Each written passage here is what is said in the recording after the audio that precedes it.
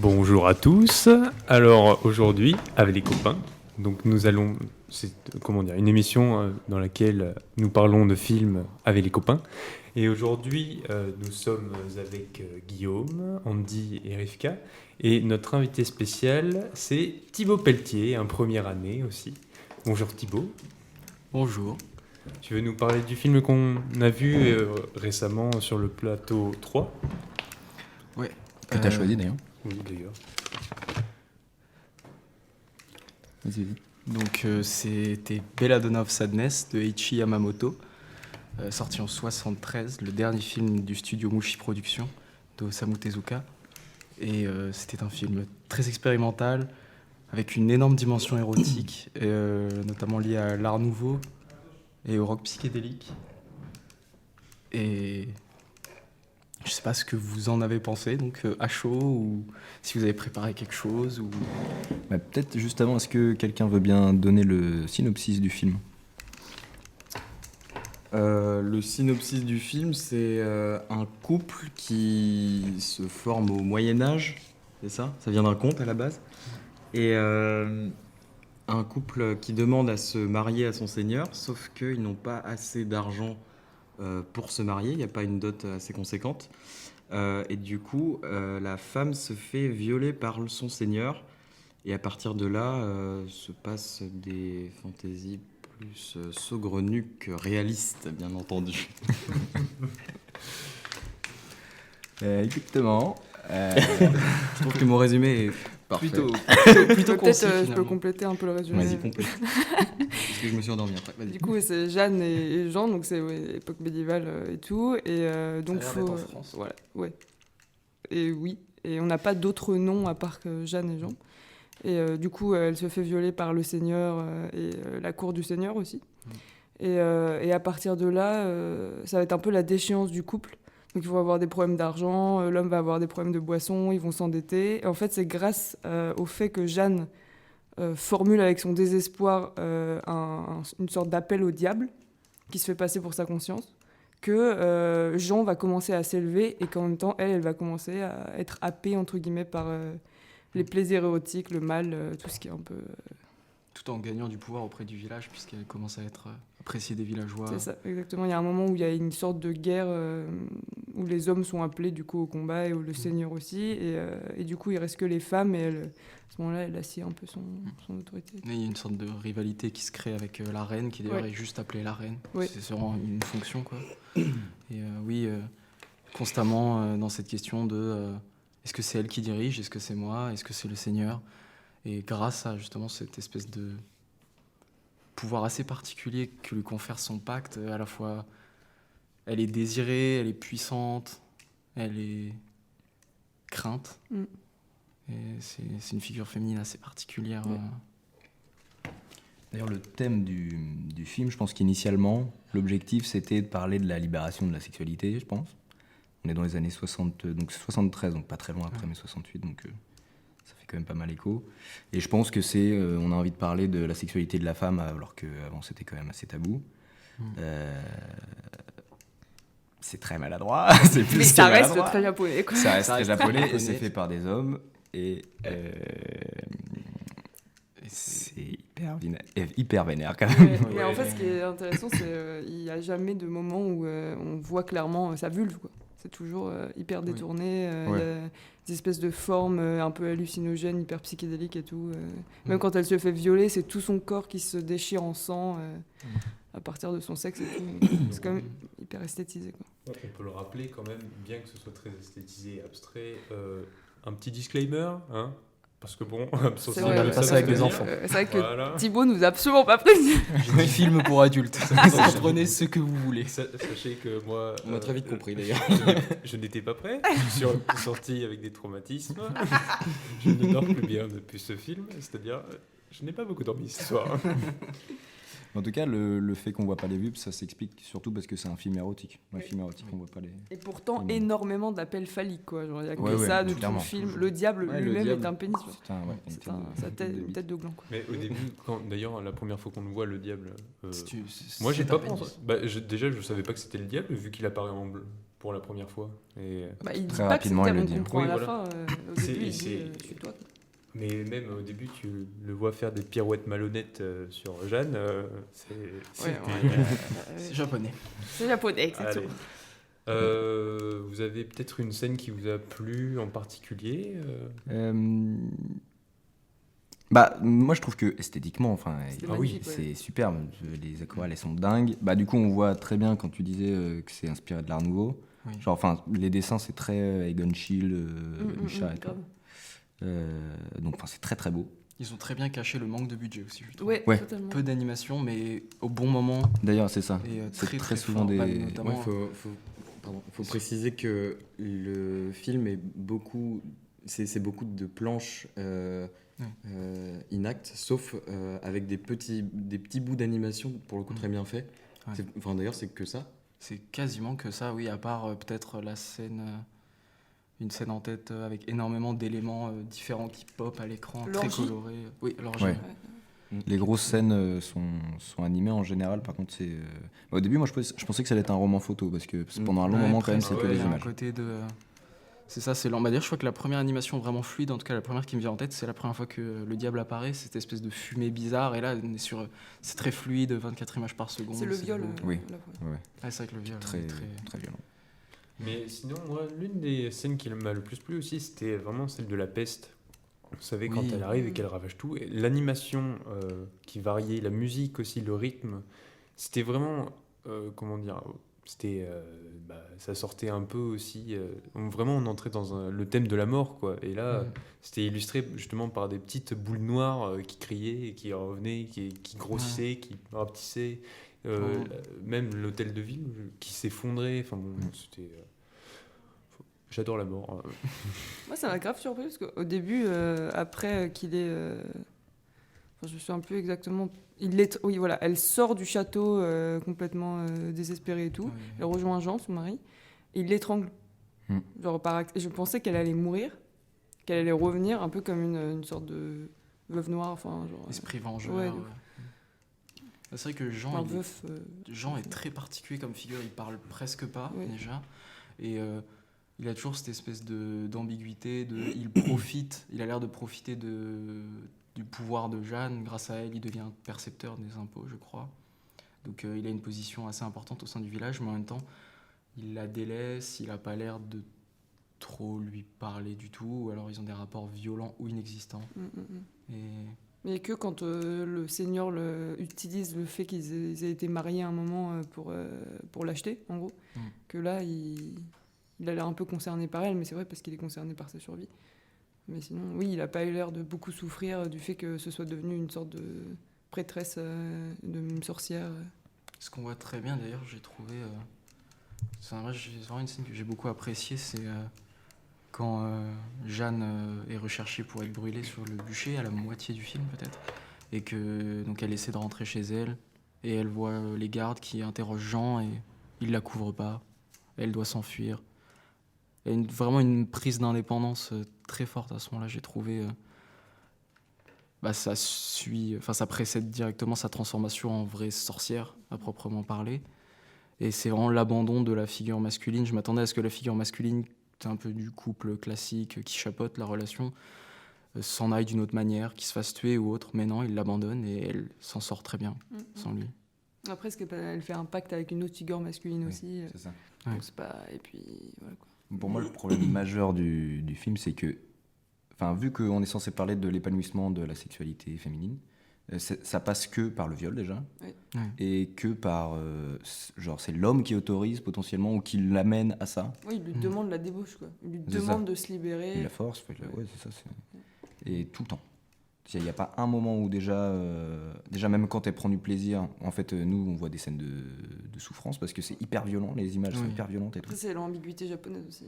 C'est très Il y a particulier. aussi tout ça, mais il y a aussi, oui, en plus, c'est surtout que c'est un film réalisé par un homme, mais c'est les fantasmes d'un homme aussi. Ouais, oui.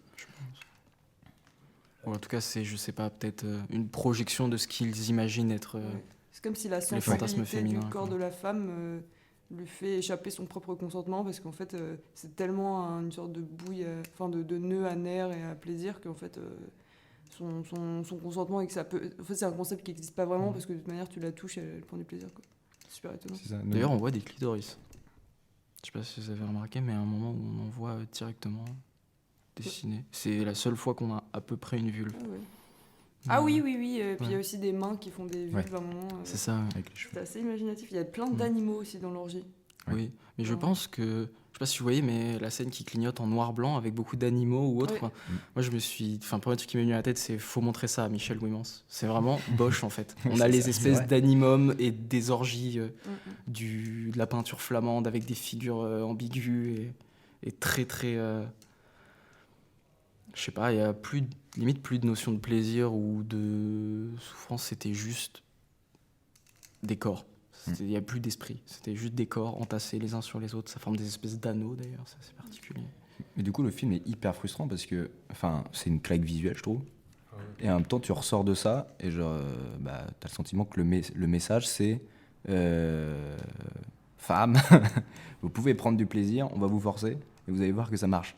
Ouais, Pas cool comme très message, quoi. très. Moi, j'ai l'impression que c'est le genre de film qui appartient tellement à son époque que Oui. quand tu l'as fini, il n'y a pas grand-chose à part un plaisir esthétique, quoi. c'est ça. Mais il y a Jeanne, d'ailleurs, en parlant de féminité, il y a un moyen par lequel elle s'exprime, c'est ses cheveux, qui changent de couleur et qui évoluent et qui ont une vie propre et tout ça. Et du coup, en fait, ce que j'ai trouvé hyper intéressant, c'est qu'il y avait des moments où l'esthétique changeait, mais c'était exactement le même moment qui était reproduit. Il n'y avait pas vraiment, puis comme il n'y a pas beaucoup de mouvements, c'était pas une autre séquence ou la continuité d'un truc, c'était juste deux manières différentes de montrer quelque chose avec deux esthétiques différentes, des couleurs Ouais. différentes, un peu des plans différents et tout. Mais du coup, Ça, c'est une caractéristique du film qui est intéressante, c'est que en fait le scénario il tient en une page et en fait si tu fais juste le cheminement de l'histoire, le film il dure un quart d'heure. Mais du coup chaque scène est hyper intense. Quand c'est violent du coup c'est insupportable. Quand c'est beau c'est cool, mais ça dure. Chaque scène dure 3 plombes. Donc c'est une expérience assez. C'est pas très digeste en vrai. Ouais, C'est beaucoup d'informations. Je pense qu'après ça tient aussi au fait que ce soit tiré d'un conte. Et donc D'ailleurs ils ont pour cette. Pour ça, c'est un essai de Jules Michelet. Ça s'appelle La sorcière de 1862. Après, Oui, voilà, le je suis allé texte.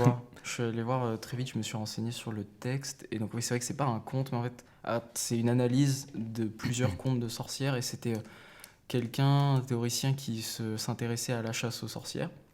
C'était en 1862, si je me souviens bien, c'est ça. ce qu'il a dit. 1862. Et du coup, c'est quand même l'Inquisition ou autre, c'était surtout 1400, 1500, donc il y a quand même quelques siècles après. Et en fait, c'est vraiment un essai qui va faire virer de bord l'auteur. C'est-à-dire que Jules Michelet, dans ses autres essais sur les sorcières, il défend une position de c'est de la faute de la femme qu'il y avait des massacres aux sorcières. Il est considéré comme des créatures inférieures qui n'arrivaient pas à trouver leur position dans la société. Et en fait, dans cet essai, il va plus balancer la pierre, et ça se ressent dans le film, je trouve, sur l'Église. En mode, l'Église empêchait à la femme de lui donner ce rôle. Et on voit ça, ce que j'ai bien aimé dans le film, c'est que, en soi, à aucun moment, Jeanne est punie pour avoir passé un pacte avec le diable, si ce n'est par les humains. Il n'y a pas de justice divine qui va lui faire payer ses actes. Le diable lui a juste permis de prendre du pouvoir, et elle le dit elle-même quand ça arrive. Elle ne devient pas laide, elle ne devient pas décrépite.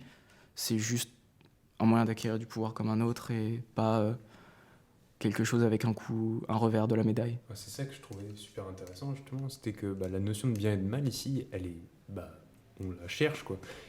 L'Église et Dieu est, comment dire, vraiment mis en arrière, contrairement au diable où il t'incite à aller vers eux.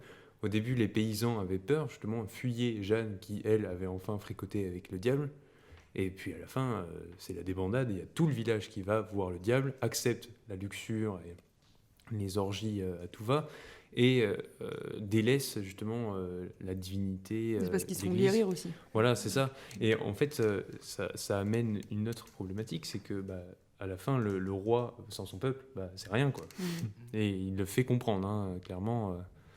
Je sais pas ce que vous en avez pensé par rapport à ça, mais le roi, au début, c'est comment dire, on voit quand il a tout le pouvoir sur Jeanne et tout, puis à la fin, il a besoin d'elle. Par contre, Ouais, mais le roi, du coup, c'est un archétype qui est prisonnier de son statut et de tout ça. Parce que moi, je trouve que du début à la fin, le roi change pas. Il se rend compte qu'il y a une puissance. Mais en même temps, c'est ça, c'est ce que le diable lui dit à Jeanne, je vais te donner le pouvoir. Et du coup, il se rend compte que le pouvoir passe par ça, donc en l'occurrence, c'est le sexe. Hein. Et donc non, lui, je pense par contre, à la fin, il est juste dans une espèce de frustration folle, mais je pense qu'il peut pas se contredire. Un truc un peu comme ça. C'est un peu nul comme morale, comme c'est l'ascension sociale par le fait d'offrir son corps, quoi. Enfin, de payer de ses services, quoi. C'est trop bizarre. Mais il n'y a pas de notion de bien et mal, mais la fin est quand même extrêmement surprenante. Et on s'y attend pas. Vraiment. C'est un sujet, du coup, on raconte un peu la fin. Ouais, bien sûr. Ok, quelqu'un veut le faire? Ah, moi, je veux bien. Vas-y. Parce que, alors, j'aimerais préciser, mais il y a eu beaucoup de moments où je me suis endormi, en fait. Et du coup, il y a quelques moments dont je ne me souviens pas du tout de l'action. Mais si je me souviens bien, à la fin, elle va au bûcher. Et ensuite, on la compare à Marianne. Ouais. Ah, oh la vache. Ouais. C'est ça? Non, je crois que je voulais pas m'en rappeler. Bah ouais. Ah ouais. Mais ça dure 1 minute, en fait. Ouais, Ouais, c'est la toute mais fin. Et d'ailleurs, il y a tout ce qu'il faut. Et tu restes dans la salle comme si t'attendais autre chose. En mode, rajoute quelque chose en En plus, plus. elle s'appelle Jeanne. Ouais. Enfin, c'est trop bizarre. Et t'attends ça. Et ouais, donc c'est ça. Et ça finit là-dessus, quoi. C'est même pas ça, c'est que le film se finit par quelques temps plus tard, et là on a une fresque de la Révolution française avec la date et tout, On a la prise de la Bastille. Prise de la la gravure Bastille. de la prise de la Bastille. donc qui a été faite grâce au sacrifice de Jeanne, quoi. Ouais. Puis le Quelqu'un tableau se de souvient la croix phrase, après. ouais, quelqu'un se souvient de la phrase exacte après, quelques temps après. Non, je crois que c'est juste quelques temps après. Quelques temps après. Et c'est très particulier parce qu'ils mettent le tableau, il y a les bruitages derrière, t'entends des coups de feu. Enfin, vraiment, Ouais. ils essaient de te mettre dans le tableau. Et je sais pas s'il y a plus de texte, mais c'est vraiment. En même temps, ça arrive, je trouve super ouais, comme un cheveu sur la soupe. Quoi, on s'y Non, il y a attend un pas. truc qui est hyper étrange, c'est que si Marianne n'avait pas un sein dénudé, on n'aurait pas vu le rapprochement, quoi. Mais non, mais il y a aucun rapport, c'est Il y a- ça qui est mais fou. c'est juste que genre, on vient de la voir à poil non-stop, Jeanne, dans le film. Et là, tu vois une femme qui brandit avec un sein dénudé. Et du coup, tu fais un espèce de rapprochement en mode, avec des haillons et je sais pas. Je pense que bien. ils étaient à la fin, ils se disent bon, notre fin elle est pas percutante là. En plus la fin en fait elle marche en plus. Oui, Ouais, Elle elle brûle, La Jean, fin, c'est Jean meurt, les- Jeanne ouais, se ouais, fait brûler. elle triste. brûle pas vraiment en plus. Mais... Et ils te mettent ça, c'est Je sais pas, sa peau elle brûle pas. Mais Oui, ça devient il une y a espèce ses cheveux qui d'entité prennent. éthérée. Ouais, ouais. Même pas, ils sont en mode. Ah. ouais, ça s'évapore. Elle a plus Ouais, de mais- corps, elle est au-dessus. Elle est au-dessus de tout ça, Elle est au-dessus, effectivement. clairement. Elle a Elle a dépassé- d'autres problèmes. Elle a dépassé le bûcher de ces pauvres paysans de merde. Guillaume. Pardon, excusez-moi, j'ai pas vu beaucoup le film. Je pensais que les paysans étaient les méchants. Les paysans nous écoutent. D'ailleurs, dédicace à tous les paysans qui nous écoutent. On pense à vous, les mecs. En parlant des paysans, vous avez pas trouvé que Jean, il prenait cher pour rien, tout seul? Jean prend cher tout le Il film. le mérite pour moi. Non, oui, le mérite. Ah, Il le mérite. Jean est un con, hein. Attention. Faut le dire, j'aurais Mais dit par merde. contre, au début, il prend cher et Jeanne aussi. Les gens, ils prennent On cher. parle de parce sa qu'il est femme qui pauvre. vient de se faire violer par plusieurs soldats Parce et que- il l'étrangle. Mais C'est en ça vrai, sa réaction. libre. Il l'étrangle. Il y a un truc aussi où c'est genre grâce à Jeanne qui devient celui qui récolte les impôts. Et du coup, comme en fait c'est un système complètement fucké où en fait personne n'a d'argent, du coup forcément inévitablement il peut pas rassembler l'argent. Du coup de facto c'est un peu à cause de Jeanne qui se fait couper la main parce qu'elle le promeut à un poste qui est pas remplissable parce qu'il est dysfonctionnant et du coup à partir de là lui c'est la décrépitude quoi parce qu'il commence à picoler. Nan. Scène très étrange où il compare son moignon à un phallus d'ailleurs. Ouais, très étrange ce moment. Folle cette scène. J'ai pas compris, mais j'ai adoré. Ouais, esthétiquement c'était assez dingue. C'était fou. Mais Et comment elle était représentée cette scène? Eh En ben, fait, elle avait la tête sur un barreau, et du coup tu dis mais ce barreau est forcément phallique, ça fait quand même 1h30 que je regarde Ouais, des que- phallus de partout, et non c'est son moignon. En Mais fait, c'est ouais. révélé assez tard dans La la tête scène. de en fait. Jeanne est sur un barreau qui est en fait Le moignon de de Jean. Jean, d'accord. bon, hésite pas à regarder le film la prochaine fois quand même. Non, mais comme ça, je précise. non, mais oui, elle utilise son bras comme un sexe. D'accord. Moment assez perturbant. Ouais. D'ailleurs, il y a peu de moments qui ne sont pas beaucoup perturbants dans le film. Mais il y a des Mais il y a scènes des qui moments qui sont sont incroyables. Ouais, ouais. Je pense que Les arrière-fonds, les visages et tout de la royauté, enfin de la seigneurie et des paysans et tout. Incroyable. Même les paysages, l'aquarelle. les quelques paysages qu'on peut voir, même s'ils sont un peu minimalistes, sont géniaux, je trouve. oui, c'est des espèces de fresques. Il y a juste je pense que c'est juste des grands dessins. Ils ont fait une espèce de travelling, souvent de droite à gauche. Et aussi, j'ai bien aimé. Alors, je sais pas si ça vous a marqué, mais moi, c'était des scènes où on voyait juste le visage de Jeanne, entouré des fois juste de la silhouette grâce à ses cheveux ou autre. Et c'était extrêmement détaillé. C'était vraiment à la limite du dessin réaliste, avec des couleurs pas possibles. Les cheveux qui changent toujours de couleur. Un coup, c'est rose, violet, vert. Ouais, le dessin du visage de Jeanne était hyper lié, quoi. Le nez, la bouche, les yeux, les sourcils, tout était relié par des traits. D'ailleurs, j'ai aussi quelque chose qui m'a pas mal marqué, moi, c'était la musique. Ah, je voulais en parler. Folle. La musique, par contre, par moment, moi, la musique, je la trouvais pas forcément adéquate avec les scènes qui étaient mises en avant. Les scènes de viol avec de la musique douce, je sais pas, c'est arrivé et ça me perturbait beaucoup. Je sais pas si... J'ai fait un peu mes recherches à ce niveau-là. Au lieu d'avoir regardé le film. Au moins, les musiques, je peux les réécouter un petit peu différemment. Mais du coup, le compositeur, dont je ne connais évidemment plus le nom, a en fait fait une musique de film. Il a fait un film, il a composé pour un film, c'est celui-là. Puis il a arrêté après quoi. Non, il n'a pas arrêté, il a encore un site d'ailleurs qui est encore en japonais, donc évidemment, j'ai pas pu tout lire. Mais. Des embûches. Que d'embûches pour dire Que une seule d'embûches, information, c'est il fait du jazz. Et ce jazz est très bon puisque c'est du jazz fusion. Et le jazz fusion, en fait, on pourrait l'appeler autrement, c'est le jazz rock. Et le jazz rock, en fait, il y en a tout le long du film. Et en fait, ce qu'il faut savoir, c'est qu'à l'époque de la sortie du film, donc 1973, c'est l'avènement du jazz fusion dans la sphère du jazz, quoi. Il y a les big bands, il y a les jazz, il y a le jazz petit band MDR. Mais du coup, il y a à cette époque-là, il y a le jazz fusion qui arrive et c'est pile à cette époque-là que sort le film. Du coup, le mec a du moins suivi son époque. Il l'a suivi de la meilleure des manières parce que moi, c'est un truc que je remarque beaucoup dans le jazz en général, c'est que les Japonais, quand je les entends faire par exemple du jazz comparé à, on va dire, du métal, les Japonais font un jazz, je crois que je t'en avais déjà parlé, du jazz très commun aux Américains. Et là, par exemple, ça m'a fait beaucoup penser au jazz fusion français. Et je vous recommande d'ailleurs un groupe qui aurait pu passer dans ce film qui s'appelle Magma. C'est un groupe de jazz du coup fusion qui a inventé sa propre langue. C'est un groupe monumental qui tourne encore aujourd'hui et qui produit des ambiances comme ça extrêmement psychédéliques comme on peut le voir pendant tout le film. Donc ce que je veux dire par là, c'est que si par exemple dans le jazz fusion on a autant de la trompette que de la batterie ou de la guitare électrique.